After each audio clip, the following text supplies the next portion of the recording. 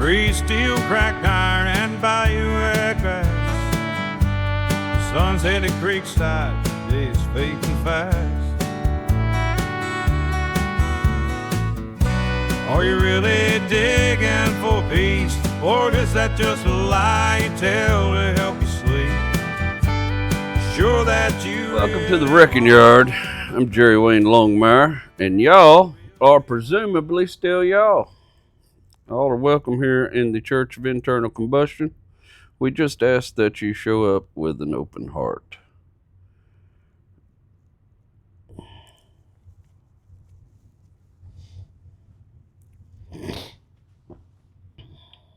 Whew.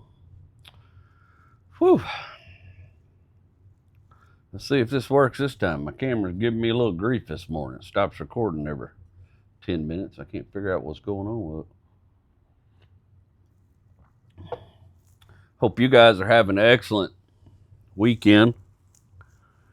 It is Sunday morning for me, about 10:30 in the a.m. now. It's been a busy week. Been a good, not even really a bit. Well, yeah, it's been a busy week. Not so much with comedy work. I did have shows last weekend. I was performing at the racetrack here in Houston, Sam Houston Race Park, and a little frustrated with those guys right now. Still hadn't gotten paid for that gig, and they're wanting me to go to San Antonio this weekend and do 2 more shows for them. And boy, I just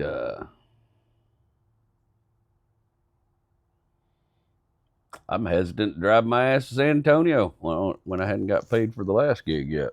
So we'll see what happens. I'm looking forward to those San Antonio shows, but feeling a little sketchy right now about everything. But we got a lot coming up, man. We got San Antonio this coming weekend, and then I'm gonna go out to the Lemons on Sunday when I get back to San Antonio and go see my good buddy Christian Mental Ward with the Everyone Racers podcast. They sponsored me most of my first season of the Wrecking Yard podcast, and they're a good bunch of people, and looking forward to getting to hang out with all my buddies I met last year at the Lemons event. I find myself in a strange position, and that government shutdowns have not affected me too much in the past. I've never worked for the federal government, never been in the military, never had to depend on anything from the federal government, aid and stuff like that. I mean, I've gotten aid and stuff before, but never had to deal with it during the government shutdown. And it's selfish, but by and large, it's never really affected me before. But this one is affecting me, funny enough.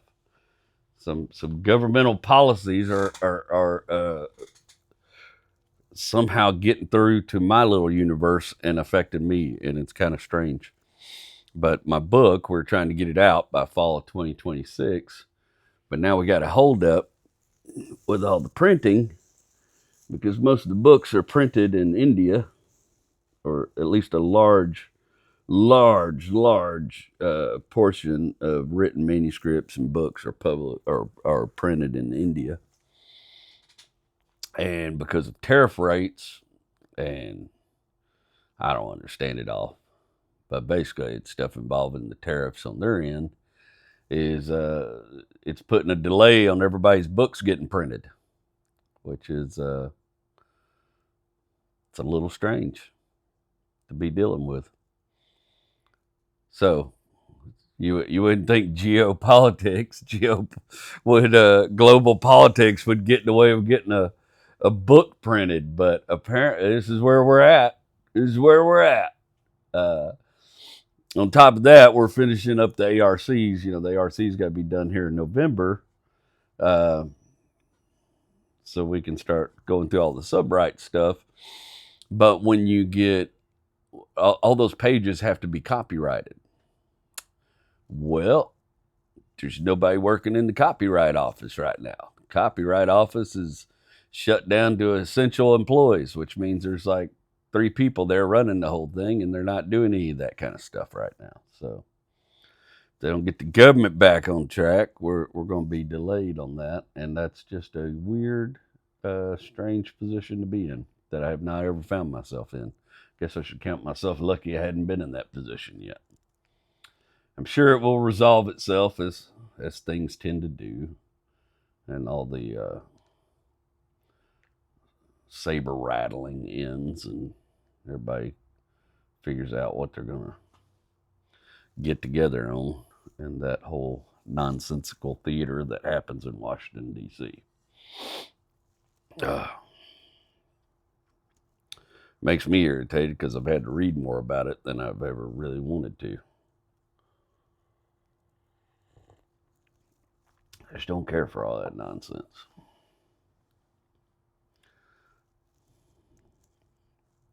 Today's episode, I'm going to tell you right now, I'm going to talk about addiction quite a bit in depth and in detail about some things that happened to me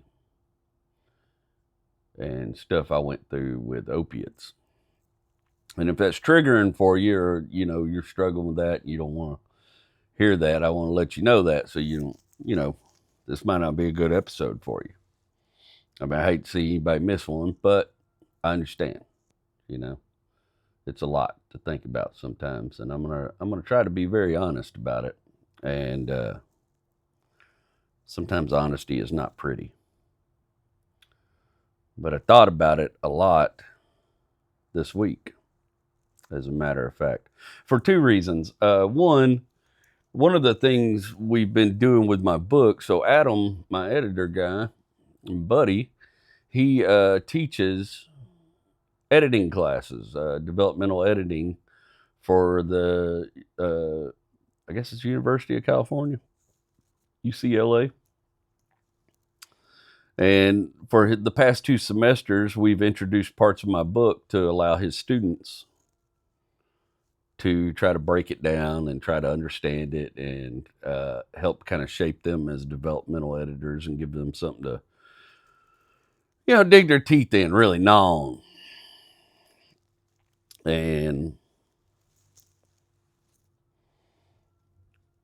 during the course of that, when we do that, so usually at least one class during that semester, I will sit in via Zoom, and the students can ask me anything they want to ask me about the book and talk to me about themes and stuff like that in the first book, The Wrecking Yard.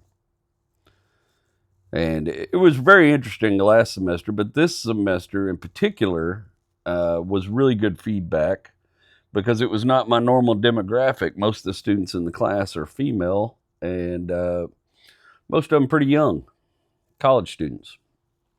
So it was a real test to see that will my book ring with these young ladies? Like, will they find something to relate to in it? And much to everybody's surprise, including mine, they related to it quite well. In so much as a lot of them are really excited about seeing the finished version of the book, and a lot of them are really excited about the second book, which gave me a great deal of hope. But 2 or 3 of them gals got in my head about something. They were going through the book, and they said, when you're obviously kind of healed and well adjusted now, but when you talk about some of the stuff you go through, you're almost kind of passive about it. You don't really get into the grittiness of like what actually. They were specifically talking about drug use, and it just surprised me, I guess, because I grew up in the blue collar world, in the labor side of the blue collar world, and nobody ever asked me why I started doing drugs. That was a question I never saw coming. I don't know, like why I I did drugs the way most people did. I started doing them at work, and I got turned on to them through dudes I work with and family members and stuff like that. I don't know. It just kind of floored me. So I got to thinking about specific stuff I'd gone through. And then I tackled a project this week. And I haven't tackled a big project in a while, or at least big for me to be doing by myself anymore. But I decided to, y'all know, a few months back, we had some little kittens and they got killed by some stray dogs.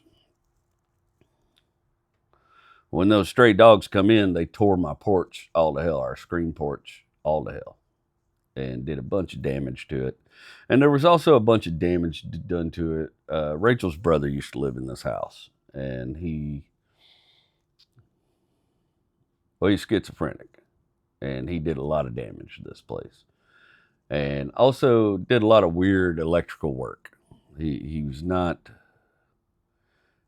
proficient at electrical work, but for some reason he decided to mess with a whole lot of the electrical system of this house. And every once in a while I find fingerprints of crap he messed with, and I have to go in there and sort of sort out whatever craziness he decided was how something should be done and fix it. And this isn't like your normal run-of-the-mill, like, oh, the last guy worked on this, didn't know what he's doing, I'm going to come in here and set it straight kind of shit. Like, don't get me wrong, as a contractor, I've done plenty of that. But this is beyond anything. Like, to give you an example, when I first started working on this house, remodeling this house so my family could move into it, every time you turned the lights on in the kitchen, there was a buzzing sound in the wall. Now, that buzzing sound had never been, I've been to this house plenty of times, spent plenty of time over here working on stuff for Grandma, and never heard that. But that all occurred after we removed him from the house. And I would go in the kitchen, turn the light on, there was buzzing, there was hateful notes written everywhere and all kind of crazy stuff. But I kept hearing in the drywall in this one part of the kitchen, I kept hearing this weird sound, right? I said, boy, I don't. Sounds electrical. And I could tell that he had cut some of the drywall and done something with the drywall and done a very poor patch in that kitchen. Because his drywall skills are about on par with his electrical skills.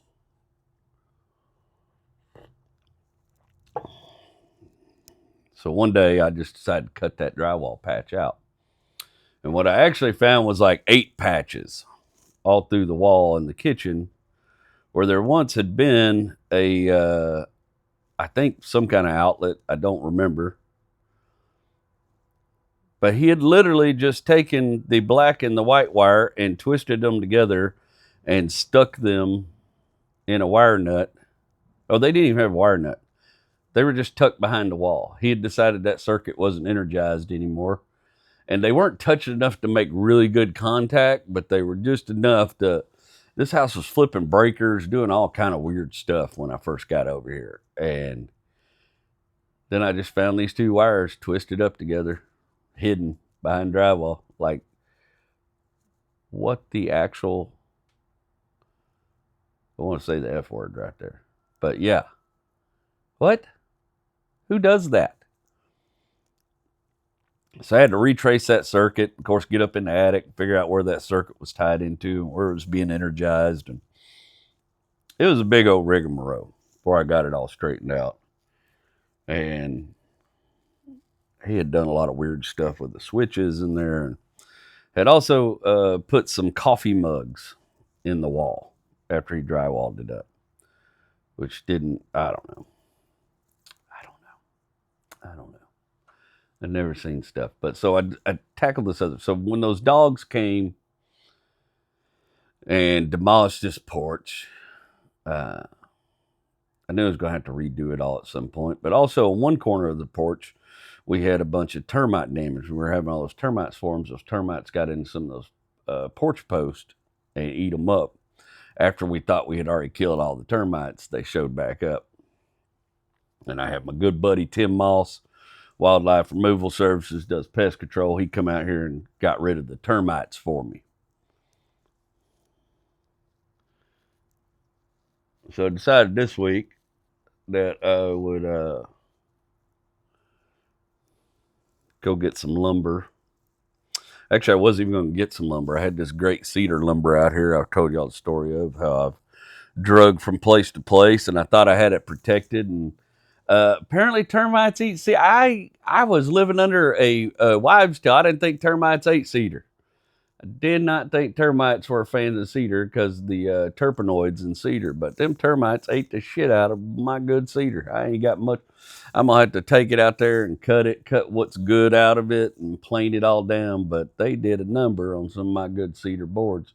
So I ended up having to go buy lumber for this project, which was not something I was planning on doing.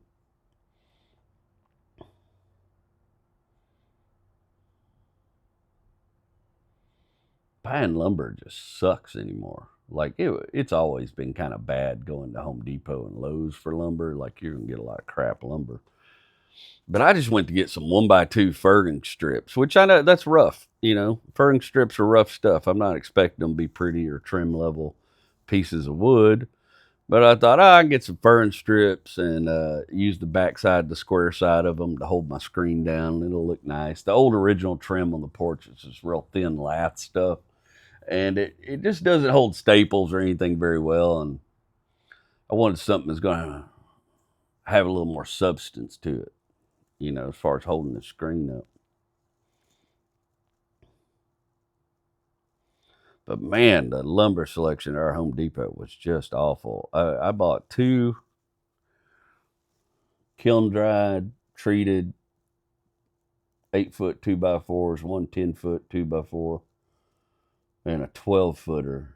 And just saved myself some effort. I primed them and pre-painted them before I put them in. Did like a couple of days before I started the project, laid all the wood out, primed it, painted it, well supported on sawhorses. No reason in the world that wood should have warped. Not a single reason in the world that wood should have warped. But that damn 12-foot and 10-foot 2x4 looked like silly string after about a day. It amazed me how badly it warped up. If you do any kind of carpentry work or anything like that, I know most people here are kind of car oriented, but some of us do some carpentry and stuff. You know, working with crooked wood ain't no fun. Just adds an extra level of frustration to the project. Something that should have been kind of easy. On top of that, the inside of the porch just dirty and, you know, 75 years of grime. I wanted to get in there and pressure wash it all out and everything, all that good stuff, and kind of start fresh with a new little space in there for us. Cleaned up really good, pressure washed the floor.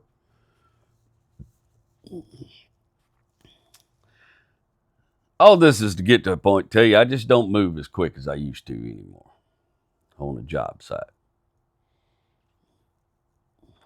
I'm a long way removed from a young man who used to get out there and build half a boardwalk in a day. I'm also not on the drugs I was on when I was doing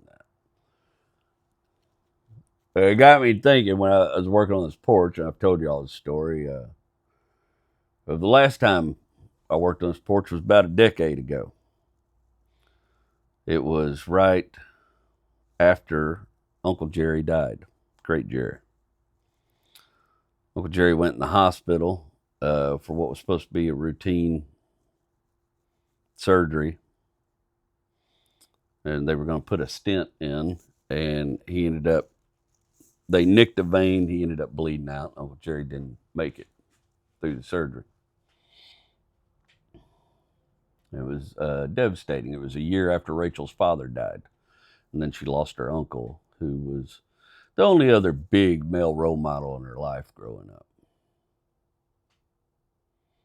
She lost both her grandfathers one of them at a young age, but the other one had dementia since she was pretty young, and she didn't really get to have much of a relationship with him. And so her father and Uncle Jerry were her big, you know, those were the guys. those guys. And Uncle Jerry thought the sun rose and set on Rachel. He also thought that about my kid. He just loved my children. He was a he's one of those people in my life. I'm mad he's not around because we just bonded really well, and me and him saw eye to eye on a lot of stuff that me and Rachel's father didn't always see eye to eye on, but me and Jerry were had a little more in common. So anyway, right after Jerry died, Jerry had been talking to me about coming over and rescreening this porch for Grandma. He had all the screens cut out and had them ready to go. Had all the new screen material ready to go, rolled up, organized, and he had been feeling too bad to do it, and he had, pondered whether maybe I would come over and help him do it. And I was, yeah, as soon as you get feeling better, we'll knock that out. Well, he didn't get feeling better.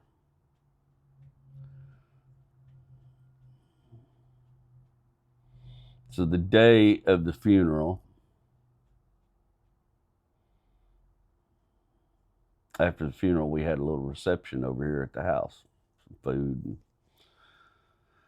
get together for the family. Instead of visiting with the family, I took it up on myself to rescreen that porch for Grandma, because sometimes those of us whose love language are acts of service, which I suspect mine in a great way is, I don't really have a problem expressing my love for people, but my favorite way to express my love for people is through acts of service.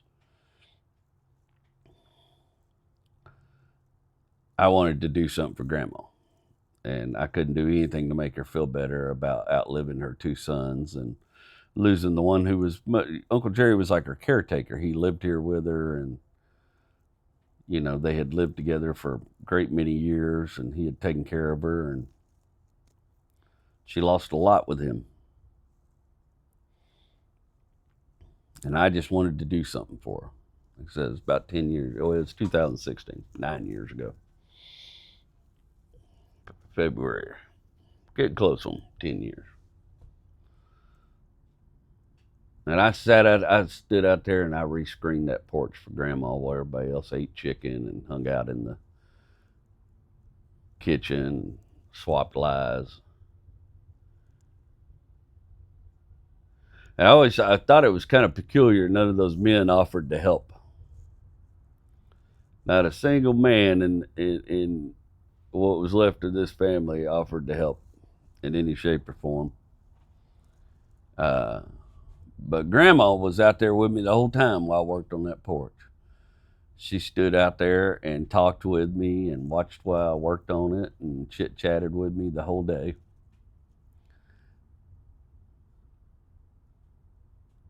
She was just a special kind of woman. But she told Rachel that day, she said, his work is very neat. JW does neat work. And that always tickled me because that wasn't an adjective anybody ever used to describe me or my work before, but it tickled me. But I remember how quickly I did that screen that day, just in a matter of hours. Now, granted, we kind of changed the design of the porch this time and everything, but I've been working on this porch for 4 days now. In between also working on the book and other stuff, My life's a little more compartmentalized now. I can't just devote a whole day to something anymore. I have to make content. I have to answer comments, that kind of stuff, do social media work. And, in between all that, find time to finish writing the book and write these every week.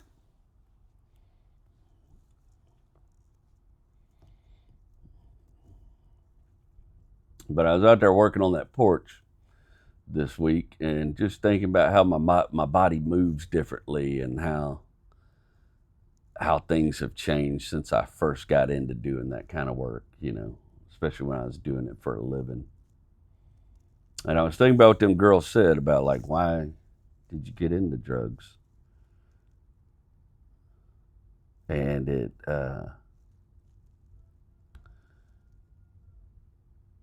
made me think back to, like, what happened to me. What was it that spurred me to ever get on them damn opiates? And the truth of the matter is, it's because I got hurt. It's the same story for a lot of people get involved with those particular types of drugs. I've got my Serbian chef knife, or whatever you want to call it, Amazon knife. I love his knife, but it's been dull for a while, and I kept meaning to go get it sharpened by somebody. But then I figured out a way to use my little rolling sharpener with it by putting my rolling sharpener on a higher plane, even though the blade's so tall that I could still use it. And so I'm going to work on that a little bit. I apologize for some of the noise in advance. I'm smoking some beef short ribs today, and I'd like to have my knife all ready to go when it's time to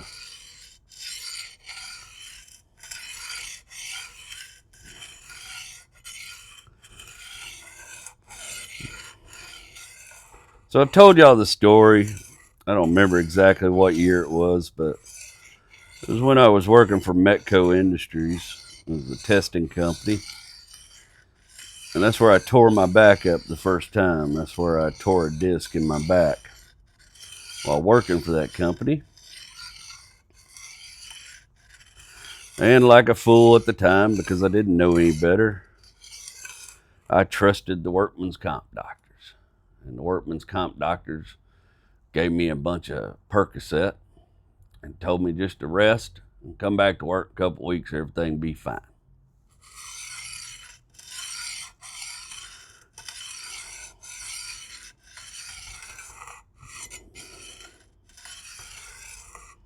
And I guess I just believed them. When a doctor hands you some pills, gives you a prescription, you think, they're looking out for my best interest. Why should I take these pills? And I did. I took those Percocets, and those Percocets made me feel good. Made me feel not only like my back wasn't that hurt. Hell, I felt like I could do more than I ever could before, like I could focus better. Get to work, I'd take one of them Percocets, boy, I could shoot film all night, move heavy stuff around, get more done.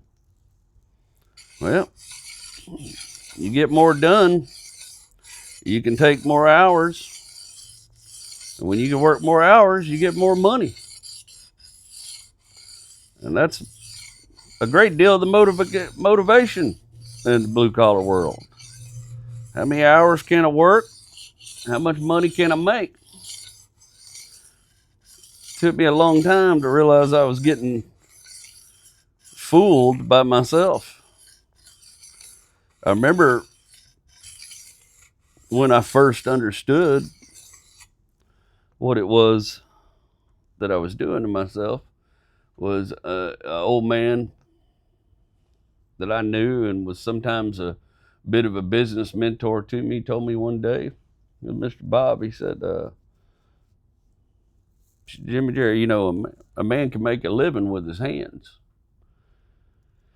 But to make money, you got to use what's between your ears.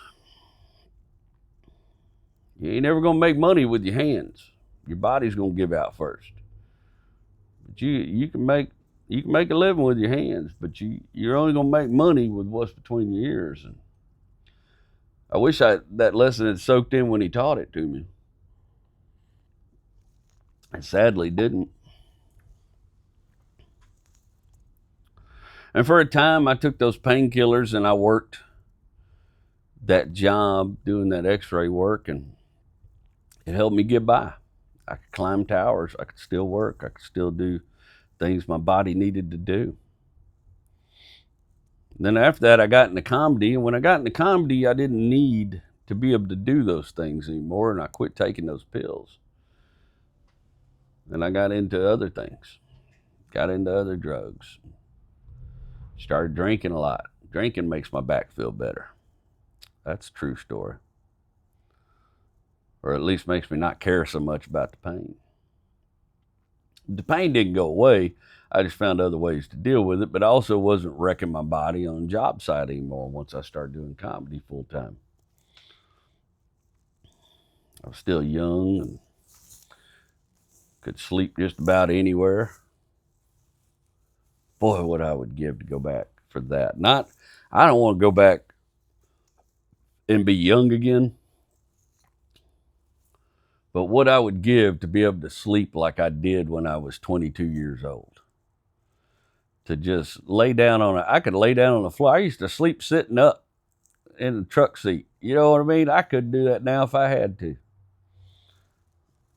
I sleep in the wrong place, in the wrong position now. I'm liable to wake up injured.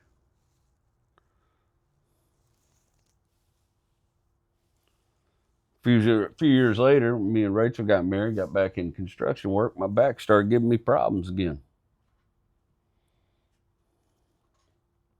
I went and saw a doctor, and that doctor prescribed me hydrocodone.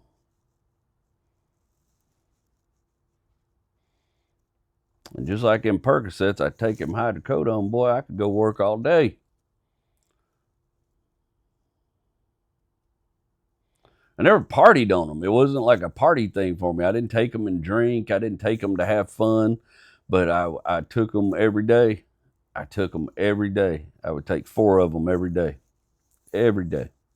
like clockwork.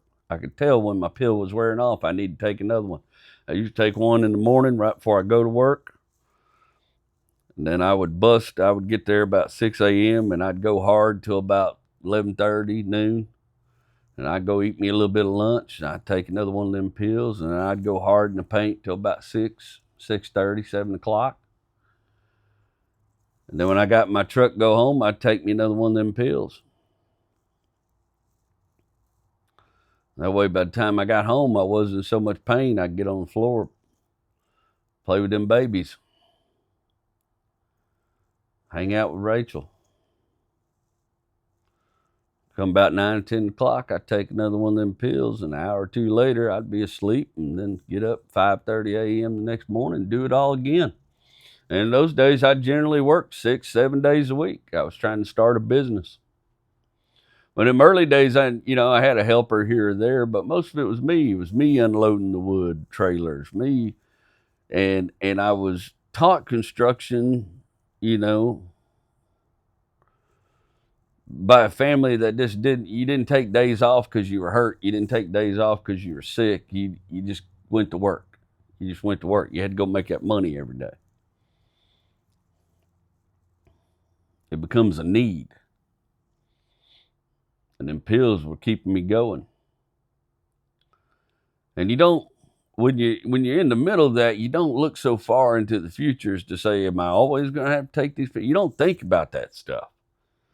You just think, I need to work right now. I need to do this right now. Like I said, it wasn't, that's why I used to tell myself just right. This isn't recreational. You need this. After a while, it gets harder to get them pills. Government started cracking down on them. They were having an opioid epidemic in Kentucky. And they wanted to make these pills harder to get. So all of a sudden, regular doctors wouldn't prescribe these pills anymore. It got harder and harder to get. I had to start buying them from people that sold pills. And those pills are a little bit more costly. So now you got to work more and make more money to buy the same medicine that allows you to do the work to begin with. Well, now you're using more of your medicine to work.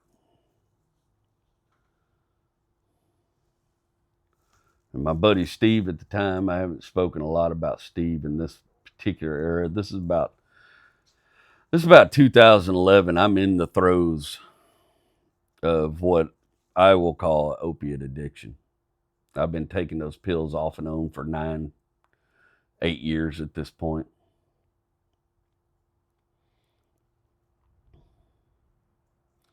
And every time they were hard for me to get, I would try to quit them. I'd go, you know what? I'm just going to quit taking them. And then, God almighty, I'd be in more pain than I'd ever been in my life. And 2 or 3 days of dragging myself to the job site and getting behind at work and not hardly being able to do anything because I was in so much pain, I'd go hunting them pills again. And I don't know what it's like where you're at, but here in Houston, there was a solution. See, Houston had a lot of pill mills. And if you don't know what a pill mill is, I'll give you a basic explanation. You go see a pain doctor. I put that in quotations for y'all listening. You usually just look, pain doctors, chronic pain doctors, something like that. And you go see this pain doctor for this little bullshit exam, and they would prescribe you a cocktail, 3-pill cocktail. The most common one that I used to get prescribed was the hydrocodone for the pain, Soma, which is a muscle relaxer. A lot of wrestlers like using it. And then usually it was like Xanax or something like that, some kind of benzo, Valium or Xanax. Which now, knowing what I know, you shouldn't take any of those 3 drugs together. They're a bad I think one of those combinations is what, I don't want to say that, but I think Heath Ledger died from some kind of combination like that. I don't know 100%. It's a deadly cocktail. Those are not drugs you should be taking together. Benzos are terrifying drugs. They're one of the few drugs, like alcohol, that can kill you if you just quit taking them. Your body develops such a physical need for it that it can kill you if you just quit taking them cold turkey. You need to quit taking them under a doctor's advice. Luckily, I never liked that. I never took those. I didn't want to feel down and run down. And Xanax just, I've taken one before, and I didn't care about anything, and it knocked me out. It's not my type of thing. I also didn't like the muscle relaxers because I couldn't work. Couldn't take a muscle relaxer and work. And when I took them in the evening, they would knock me into such a deep sleep, I had a hard time getting up in the morning. So I would never even take those. But I would take those hydrocodones every day. And when you go to these pain doctors, they give you this prescription, then you have to go. It's basically a pharmacy run by somebody else in collusion with the pain doctors. You have to go to a specific pharmacy. It's usually not a very nice joint. It's not like going to Walgreens. You can't go get these prescriptions filled at Walgreens. You got to go to one of these pill mill pharmacies to get these prescriptions filled. And you have to fill all 3 prescriptions. And back then, I think to fill all 3 for a month's supply would cost me about $180, plus the doctor's visit was another $100. So you had to come up about $300 every month to go get these filled. But, when I found these pain doctors, I thought, oh, well, now I got a solution.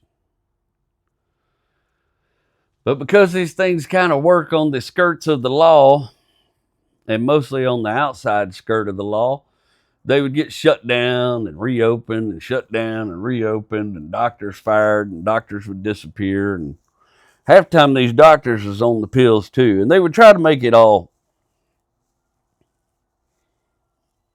Usually this doctor was in a rough part of town. It was over in Channelview. It was somewhere you had to take a decent drive. There wasn't a lot of these doctors up in Montgomery County at the time. So I would have to leave Conroe about once a month, take a day off work, and try to you got to get to the doctor like 8 or 9 o'clock in the morning. You want to be one of the first patients seen. See this pain doctor, because quicker you get your prescription, quicker you can get over the pharmacist, you might get yours filled before they run out for the day, because they can only fill so many prescriptions in a day. And so you go over there early in the morning, leave an hour or 2 ahead of time, get over there early in the morning, pay your money, see the doctor, wait in line. And there was a lot of different people in these rooms, and I would think of them as junkie. I would think of them as drug addicts. I wasn't like them. I needed this medicine. I needed this medicine to work. I wasn't like them. These were just drug addicts in the way of me getting my medicine. Along with those people, you would have 5 or 6 girls in there getting a prescription, and there'd be a dude waiting for them outside. And the way this worked is he would wait for them outside, then he would drive them over to the pharmacy, he'd pay the doctor visit, pay for the pharmacy, then they get their prescription, and he'd give them a little handful of pills to get them by, and then he'd take the rest and sell it on the black market, dope market. So there's always a couple handful of people like that in there too. These pain doctors were pretending like things were legit, but nobody was asking any questions. Then you go to the pharmacy. Sometimes the pharmacy is just a house. Like there was one I used to go to over off Calgate. It was we call it a little yellow house pharmacy. And it was just in a neighborhood. And you go over there and there's bars all over the, stuff. And you're just sitting in somebody's living room waiting to be called back and get your prescription filled. And they might mark it up. Sometimes it wasn't 108. Sometimes it was 200 something dollars.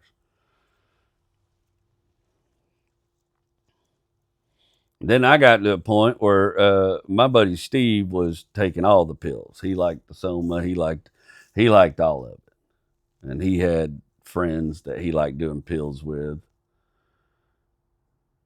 and so I would give Steve these bottles, these pills I wasn't going to take, and he'd go sell them, and we'd get some money back that I could put towards my next prescription.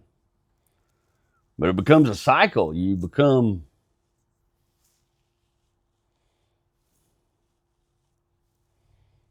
let me tell you something. The opiates will take over your brain. There's a reason. There's a reason so many people are addicted to them. There's a reason people will hurt themselves, physically hurt themselves, to go to a hospital and get some prescribed to them. There's a reason ER doctors have to watch out for drug addicts, because people will physically injure themselves just to go in there and get them some pills. That's how good those pills are. And I'm telling you, when I took them, boy, I could work all day, dance all night. They let my body move again, gave me that freedom back. And you don't realize you're being controlled by something until you're steady off in the depths of it. You don't realize what a grip it has on your mind and your soul. Till every once in a while, when my pain doctors closed down, I'd be like, I ain't going to take this mess no more. I ain't going to live like this no more. And 3 days into that, I'd be in so much pain. Now I've lost 3 days at work. Now I got to go take another day, go find another pain doctor, drive all over Houston, get my prescription filled.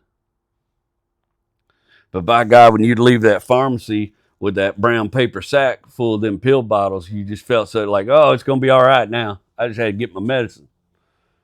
That's what you tell yourself. I just had to get my medicine. When I got my medicine, I can go to work. Now I'm going to work double time. Now I'm going to take on extra jobs to make up for this time I lost. You start mortgaging tomorrow for today. And I mortgaged a shit ton of tomorrows for todays. For days that I needed to carry wood up 2 flights of stairs and rebuild a balcony by myself. For days that I needed to run an alligator off. For days that I needed to be able to do stuff that I couldn't do without them pills. For days I needed to be able to work like Superman. And that was every day. Pouring concrete by myself, mixing concrete by myself, pouring sidewalks, finishing sidewalks till 9 o'clock at night. You start justifying it, man. It's real easy to justify. I gotta have this. This is the only way I can provide my family. You don't look at it as I'm taking anything away from my family. It's I gotta have this. It's the only way I can support my family. I got to have this. And I imagine there's people that do drugs for all kind of reasons. Not all pain is physical. In fact, I think most people that really mess with any kind of intoxicant, most of the time are looking a way to ease some pain. Whether it's emotional pain, traumatic pain, or actual physical pain. But you can read story after story after story of people getting addicted to opiates in particular because of hurting themselves on the job site or a dental procedure.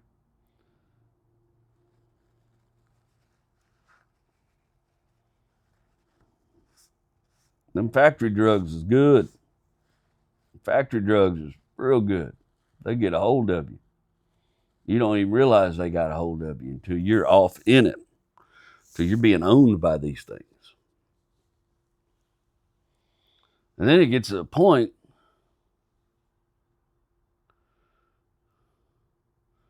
where it's just a cycle. Every month you're out hunting these pills.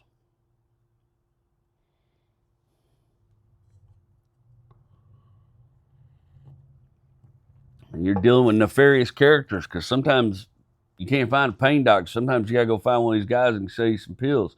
Now you're paying $2 or $3 a pill.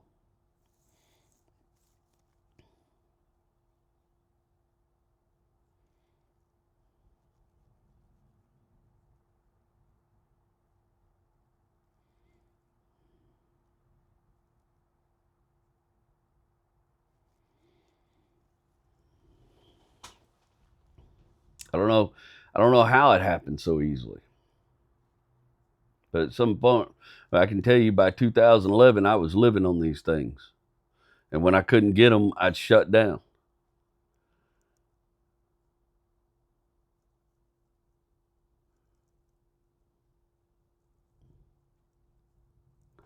Hell, I remember one time I went so far as I met some people. I don't know how they did it. I assume they robbed a pharmacy, but sold me a big, like the pharmacist bottle of these pills.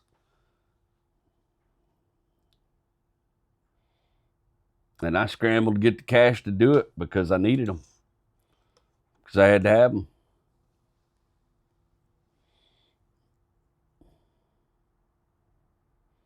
And then they just become a part of everything. Like, you got to take them every day. And they start, and the thing is they're not really fixing the pain. They're just masking it. They're just masking the pain. So while you're doing all this crazy building stuff, I've talked about this before, you're just doing more damage yourself.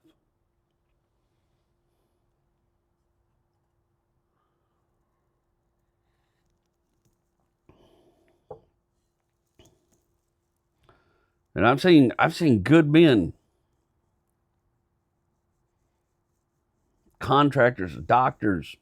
I know a judge that ruined their lives over these pills, that threw away everything they had worked for to keep getting these pills.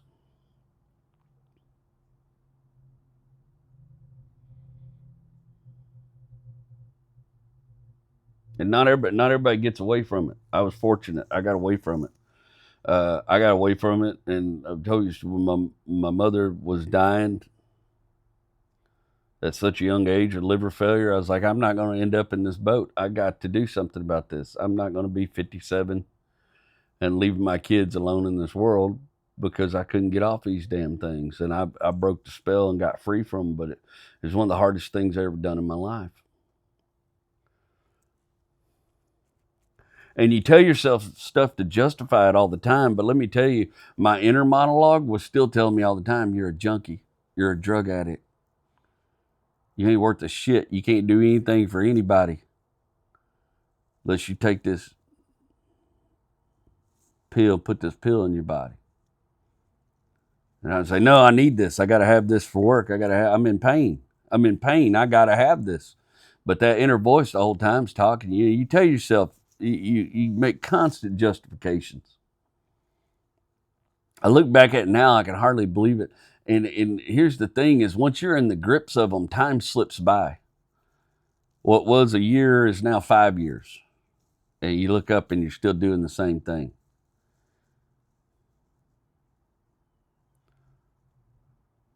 I've been taking those pills for nearly a decade when I walked away from them. Crawled. When I crawled away from them. That's the most pain I've ever been in my life, breaking that habit. You know, it affects with the way your body makes dopamine, all these chemicals, and your body stops making all that stuff. And so there's no pain relief after you get off of them. It takes forever for your body to start making chemicals the way it should again.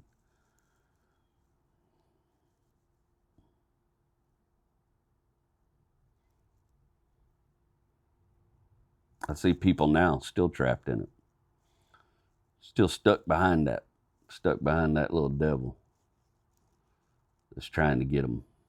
Bothers me. bothers me that something like this was ever available, with these kind of long-term consequences that come with them. But nothing gets in the way of money. And if there's money to be made off something, people are going to make money off of it.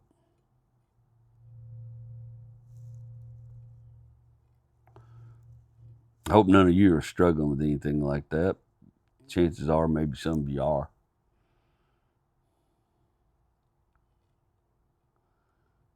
And if you are, I just want you to know that you're not alone. I've been in that position, and it's I know about all the stuff we tell ourselves. I know all that. I know about the lies we constantly tell ourselves to make it seem like what we're doing is okay.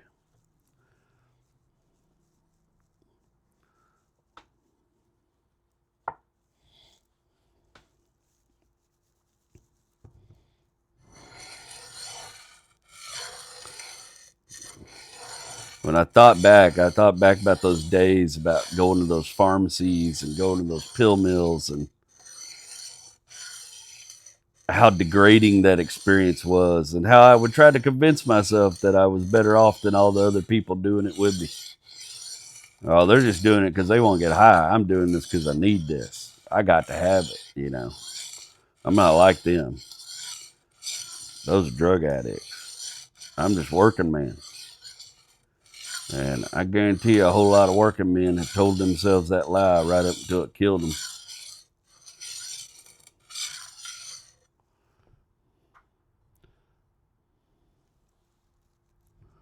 Whole lot of them.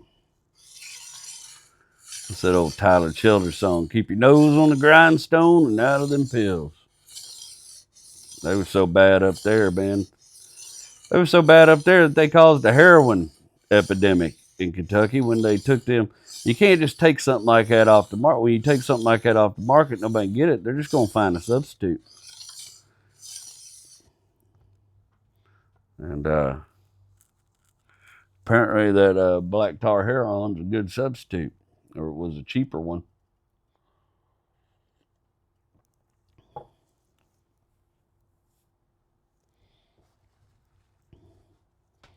But at the end of the day, I think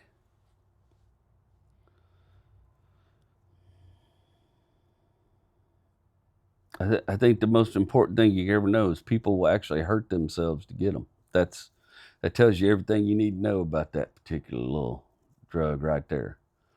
People hurt themselves to get it. People do strange things to keep that feeling, to feel good.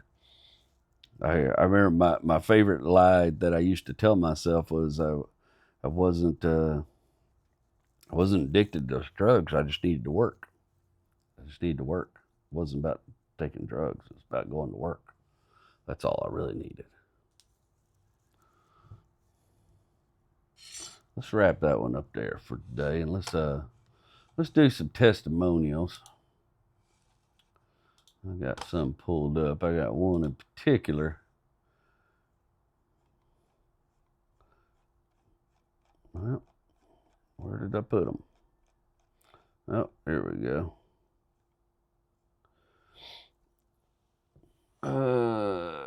At Drifting Hobbies 277. Is that a Thor hammer necklace? I'm new to your podcast, but I would love to hear the history behind it in one of your videos one day. I did it. I answered this, Philip. I thought I'd answer every once in a while. I get questions about my necklace. It's a take it off so you guys can see it. It's a Celtic axe necklace. It's got a I don't know if you can see right there. It's got some knotwork and Celtic knotwork on it, and it's made out of silver. And my wife gave me this as a gift after the birth of my oldest kid about 15 years ago. And it was supposed to, at the time, it had a little card said it symbolized excellence in all endeavors, but particularly those of the family variety.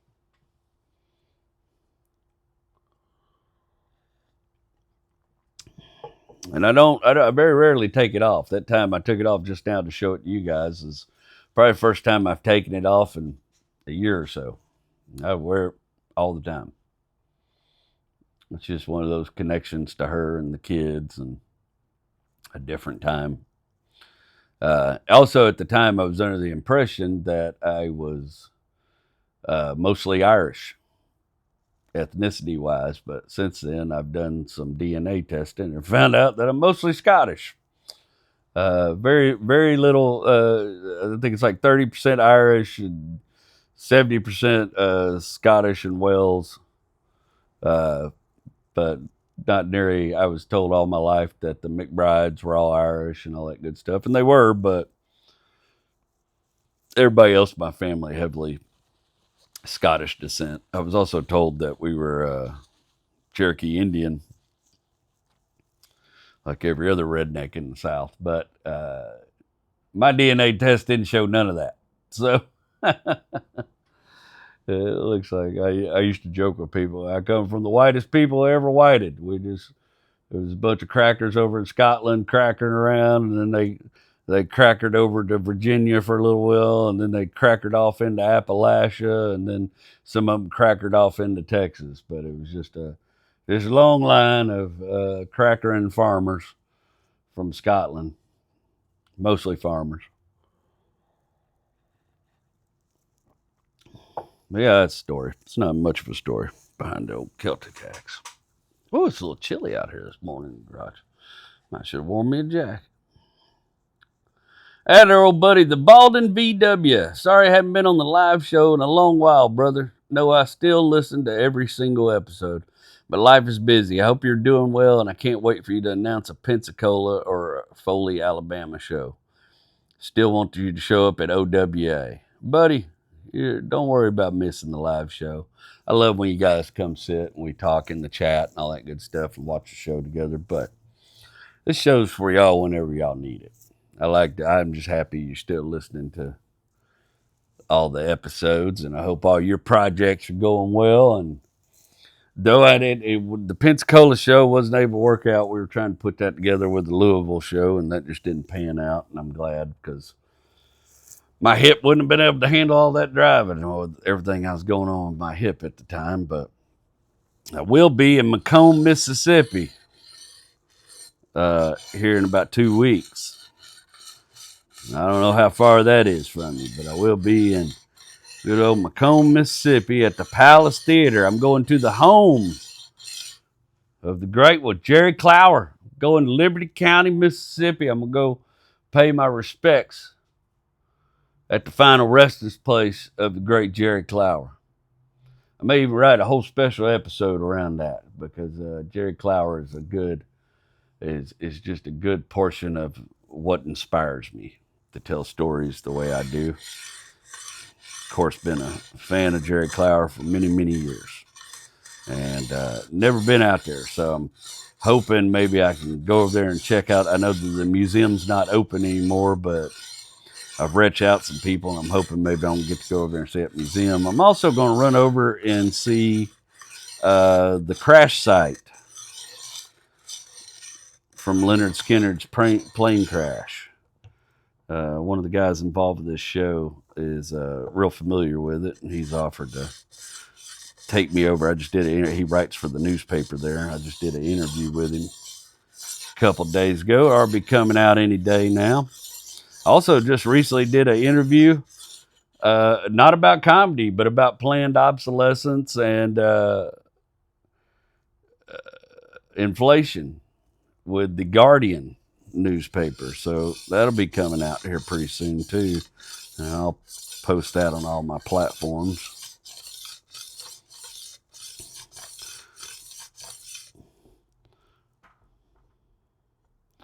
Yep, so we got a lot coming up.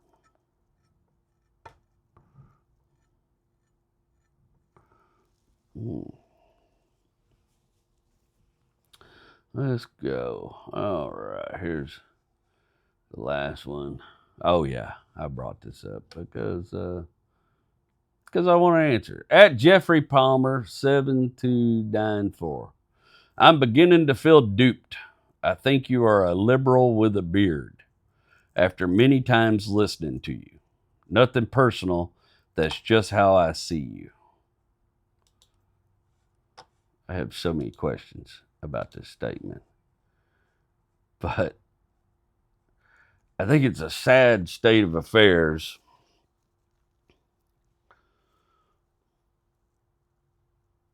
when a message of kindness is mistaken for a political affiliation or movement.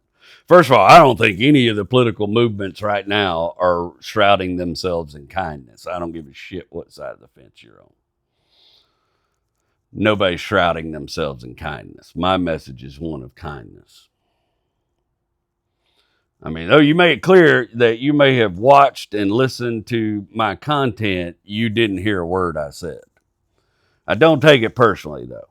It's not the first time, surely will not be the last time, that someone trapped in a false paradigm is going to label me to satisfy their own longing for order in a chaotic world.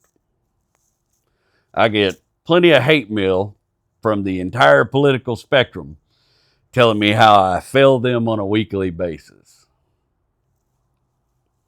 I have liberals calling me MAGA. I have MAGA people calling me liberals. It's just so funny. You know what? I'm rooting for you, Bubba. I hope you break free of that someday. I hope you experience the right kindness in the right moment that allows you to grow past whatever it is you're afraid of.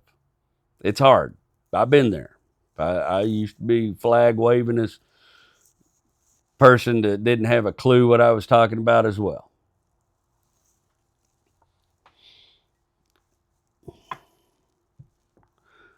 And it's hard for me to take something personal when I don't think you know what you're talking about. I'm not sure. A liberal with a beard? That's a weird insult.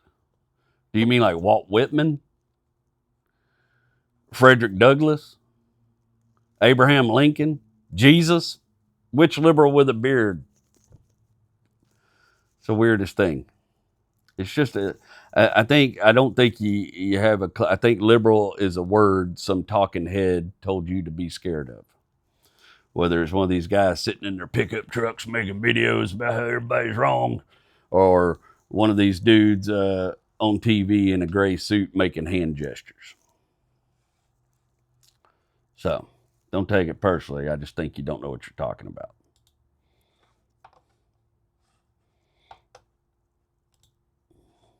Whoops. Oh no. Oh no. Oh no. Yeah, that was a weird one. That floored me. That liberal with the beard thing. That's the funniest thing. Like, what do you even mean, bro? There's been a lot of them. Hell,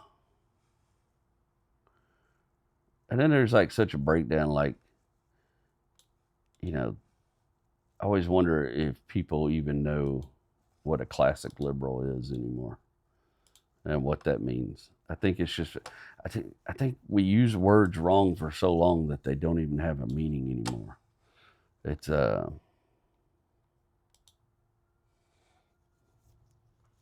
seems more and more commonplace these days that people just throw these words out there and don't have a clue what these words mean or what they're supposed to be. Anyways.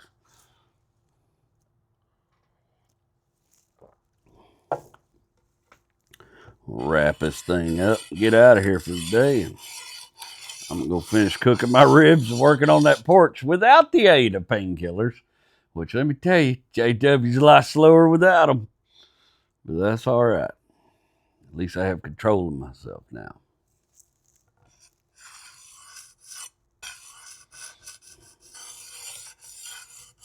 You know, the devil don't come in an angry man. He comes in charismatic, gregarious, helpful even.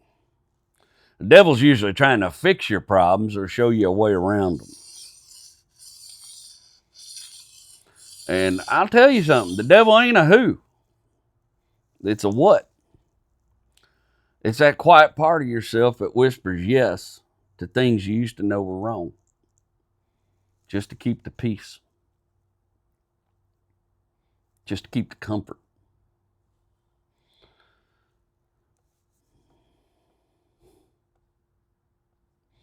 I wasn't addicted to drugs. I was addicted to not being in pain. I had myself convinced that was the truth of it.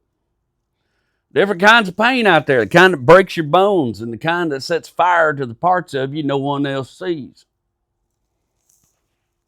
I'd tell myself that while I sat in them pill mills, waiting on my little paper sack of relief, feeling I was inexplicably better than all the other junkies waiting with me. But the truth is, I was one of them. Didn't matter how I dressed it up, it was the same devil in a different coat. It was mostly physical for me. I tore up my back working for a company that paid me just enough to keep me loyal and broke me just enough to keep me quiet. I took workman's comp instead of justice, and that's a deal with the devil right there when you trade pain for a paycheck. I didn't chase a high. I chased a clock in. I chased a chance to ruin myself a little more to make other people happy. To prove I was a man, to prove I had value. And ain't that the lie that most of us fall for? We call it work ethic, but that's just a fairy tale they taught us to keep making money off our backs.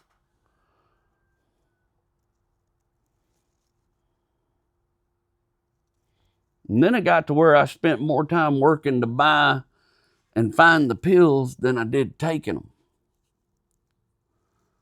That's when there's a quiet, plaintive, soft-spoken fella telling you that you got a lot of work to do next week. It's going to be hard to do if you're hurting. Anybody with any sense can look in the mirror and say it plain. I can't keep taking these things forever. They don't even work as good anymore. This story only ends two ways. You leave it behind or it leaves you behind. Bloated, your body, your soul malnourished, cold and quiet after you've run off anyone who ever gave a damn.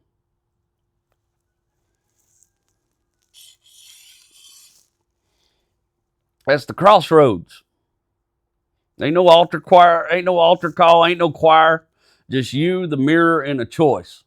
It don't feel like one, but you got a decision to make. You get off the train, you try to figure out where you are, or you throw more coal on the fire and make your way to Valhalla.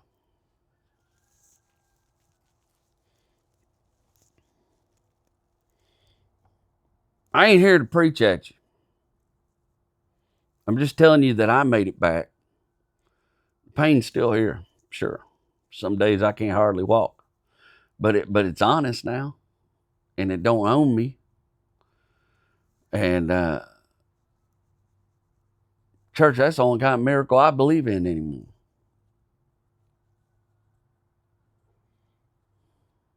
I'm rooting for you, each and every one of you. We don't have to agree for me to root for you. You don't have to fix everything tomorrow for me to root for you. You don't ever have to solve any of it for me to root for you, but I'm rooting for you. Because all along there was a few people that rooted for me. And I know what it's like to have somebody in your corner.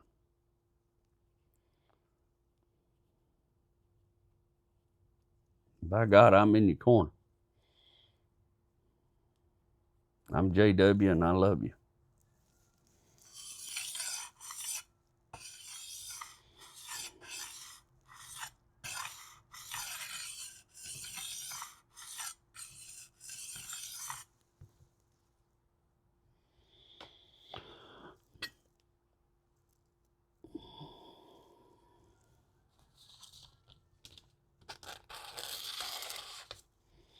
Well, still need a little work, but we're a lot better off than we was.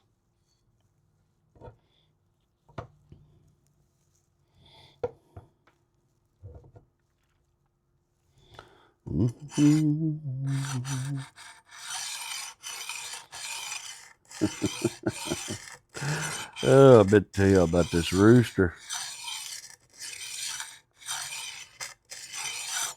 back here on this property behind us. See, back here in the back of our neighborhood, uh,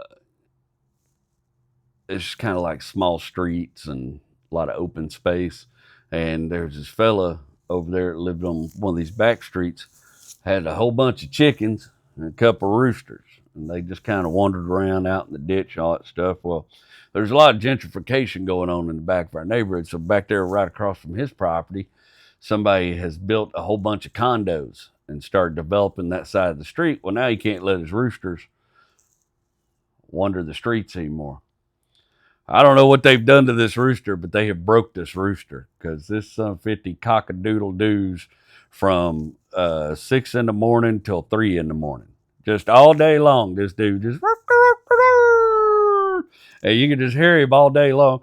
Like every once in a while I hear a gunshot over there, and I assume somebody has shot themselves so they don't have to hear that rooster anymore.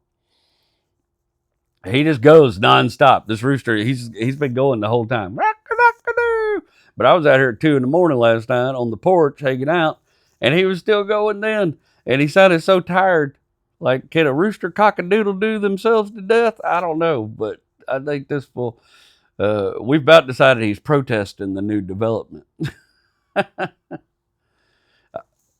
I suspect they've locked him up in a coop away from his hens. Anyways. Now he ain't gonna do it again because I'm talking about him. Boy, he was going all day yesterday. I was outside all day. All day I could hear this fool.